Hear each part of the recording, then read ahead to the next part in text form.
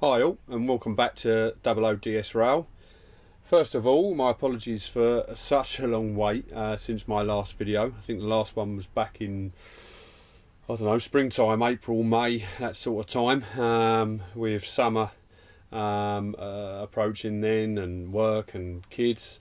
I didn't get time to get up in the loft and do any more development of the layout and take any updated videos of it. But now that summer's out the way and we're very much into winter with Christmas fast approaching, I've been able to get up here and do some more to the layout, which is good. So I just wanted to do a quick vid and show you what we have done.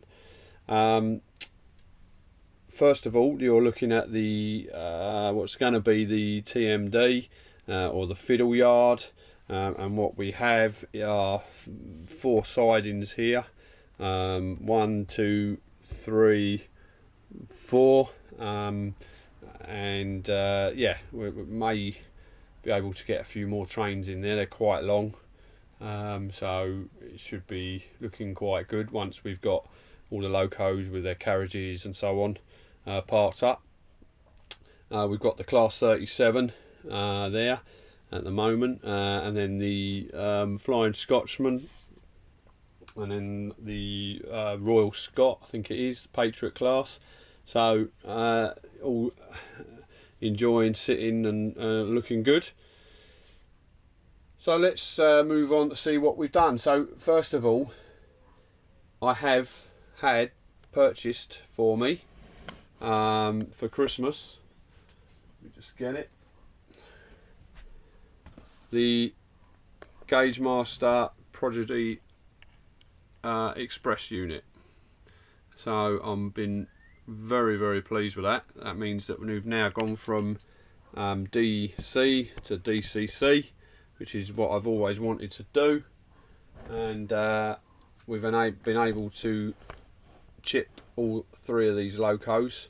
I think the Hornby, I'm using the 8-pin Gauge Master chips, and then on the steam locos, and then the Class 37, I think it's 21-pin, is it? Yeah, 21-pin, something like that. And they work very well.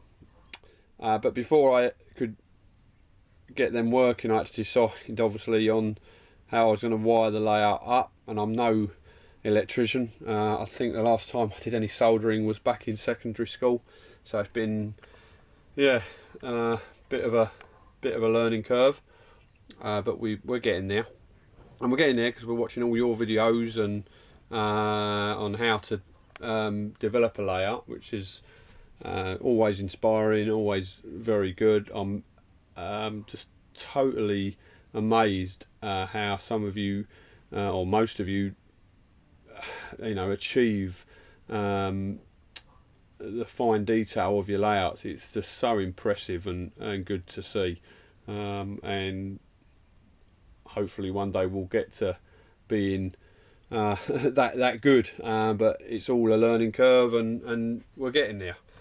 So first of all, what we decided was we would run some bus wires underneath, the blue and the brown bus wires, and they go around the whole layout. And then we use drop down wires, the green and the yellow, and we soldered them on to the bus wires, and soldered the drop down wires on obviously to the track.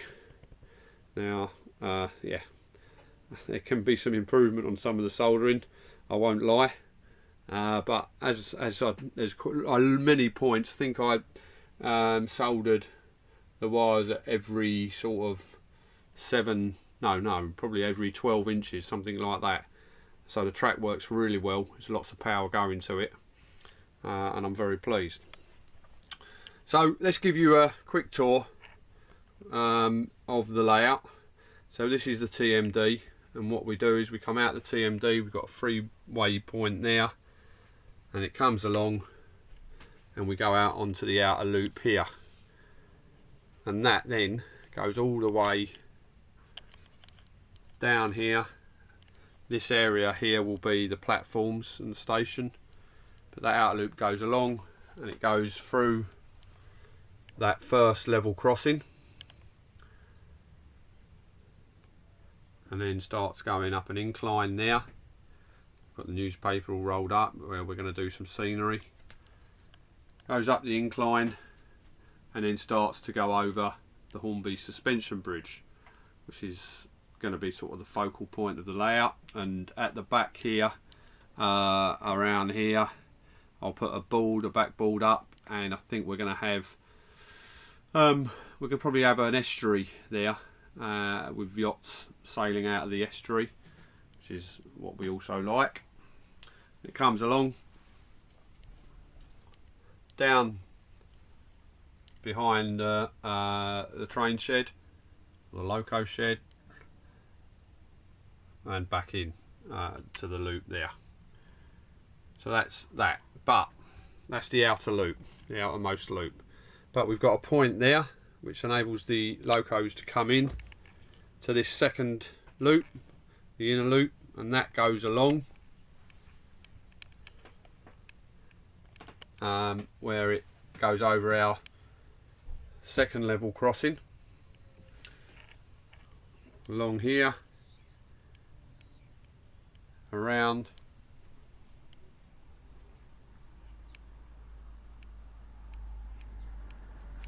over,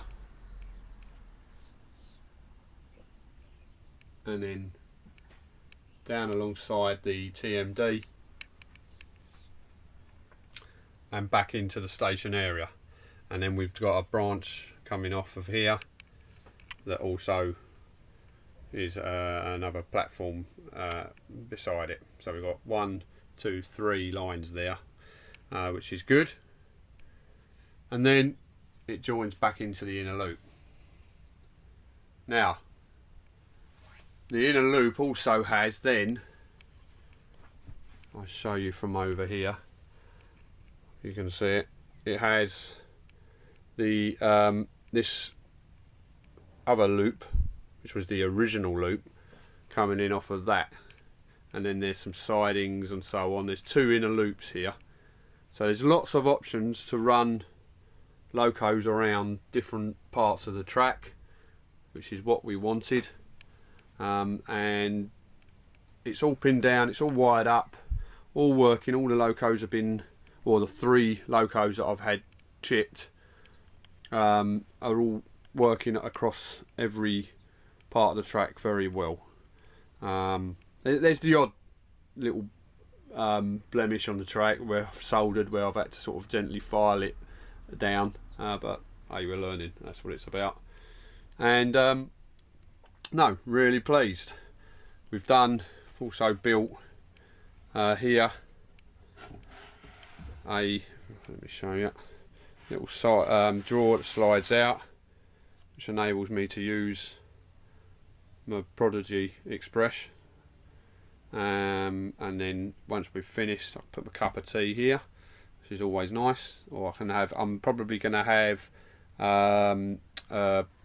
you know, a program track on here for the other locos, but once I'm finished I can just slide that underneath like so, and it stops any dust or you know, I don't know, dirty air getting into this unit here. So it just tries to protect it, that's all. So that's pretty much it. I hope you like. We're well pleased. Got a thumbs up from the kids, that's good. And what I'll do now is show you some running. Thank you very much. Take care. Bye bye.